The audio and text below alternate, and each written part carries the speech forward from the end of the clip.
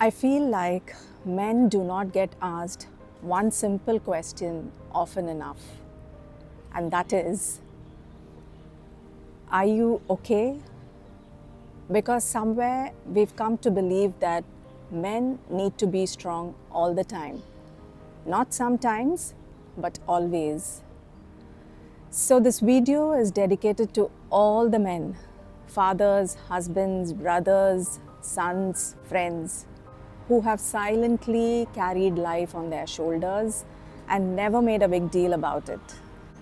Not because he did not feel the pain, but because he was trained to believe that pain is not man enough. Welcome back to Cradled by Peaks. I'm Janvi, and this is one topic that is very close to my heart. I usually discuss this with my friends and family. Today I wanted to say it out loud in front of the camera. So let's get in. If you think about it, it actually starts so early.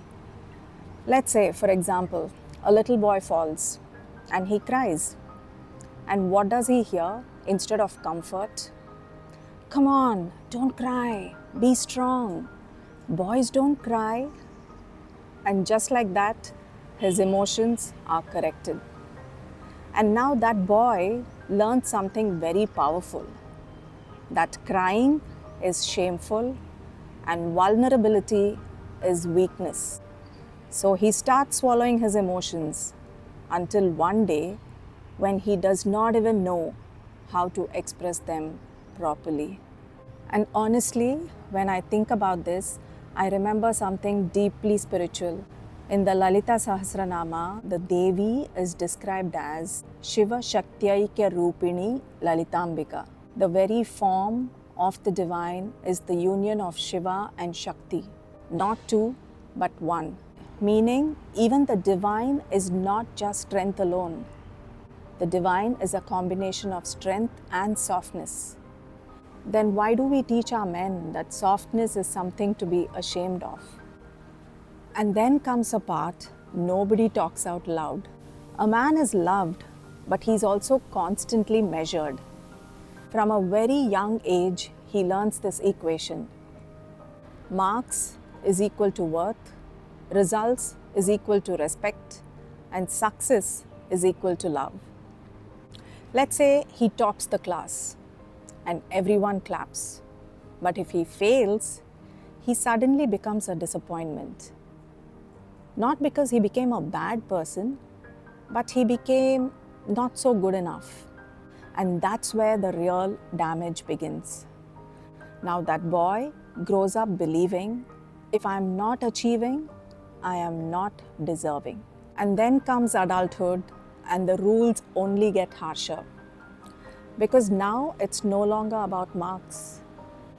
It's about salary, position, and being settled. And if you see, a society never ever asks a man if you're okay, if you're happy, are you healing?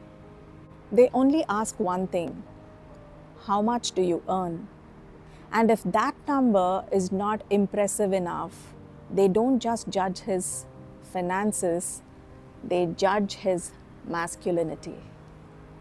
Because somewhere along the way, we've come to believe that a man is a man because of his paycheck and not really because of other virtues like strength of his character, kindness of his heart, his integrity. Just imagine living all your life in this fear of, if I fall, I lose respect. If I slow down, I lose value. If I fail, I lose love. And that's brutal. A woman is often loved for who she is, but a man is mostly loved for what he can do. And you know what is the saddest part of it all? Most men don't even speak of this pressure. They wake up with it, they sleep with it, they smile through it, even when they are breaking inside.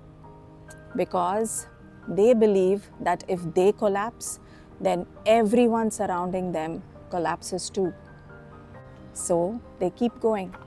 And that's why this Nama, Shiva-Shaktyaikya-rupini hits me so deeply because it reminds us that the divine was never meant to be alone. Shiva without Shakti is Shava. Shiva without Shakti is just stillness. And a man without his emotions is just suffering. We've taught our men to only be Shiva, strong, stable, and silent, and never Shakti, soft, expressive, vulnerable. But the divine itself is both. So why shouldn't men be both? There's something that I once heard in a video by Mr. Tanikella Bharani Garu. It was a poem dedicated to fathers in which he says something so beautiful that it stayed with me.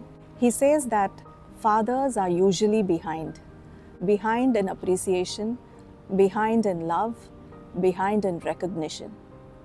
Maybe because they are the backbone, and the backbone is always at the back, holding everything together quietly without any applause.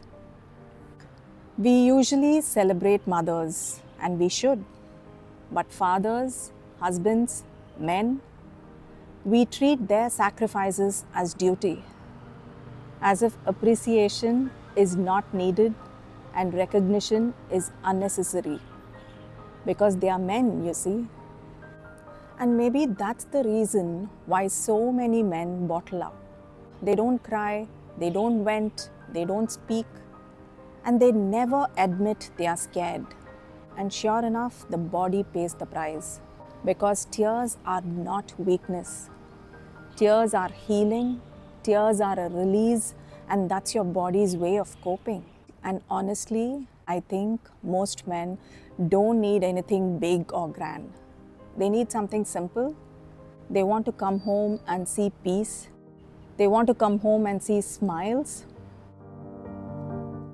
They want to feel like even if they don't win today, even if they are tired today, they are still enough. So today, I want to say something men rarely hear. I see you. I see the silent battles you fight. I see the pressure you carry. I see the emotions you swallow.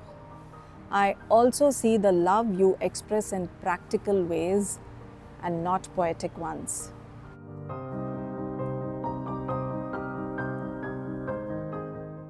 And if you're a man watching this today, please hear this. You don't have to prove your worth. You don't have to earn love.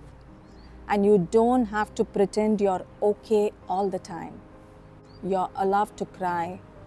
You're allowed to feel. And you're allowed to break. And you're still a man. Because if the Devi herself is Shiva-Shaktyaikya-rupini, then the highest truth is this, that strength and softness were never meant to be separated. So it's high time we taught our men that they stop living their half-truth and be whole again. And if you have a man in your life, your father, husband, friend, just tell them today that I'm grateful for you, I see you, and I'm proud of you. Because sometimes all that a man wants to know is, even when he's tired, even when he's silent, that he is loved. Always.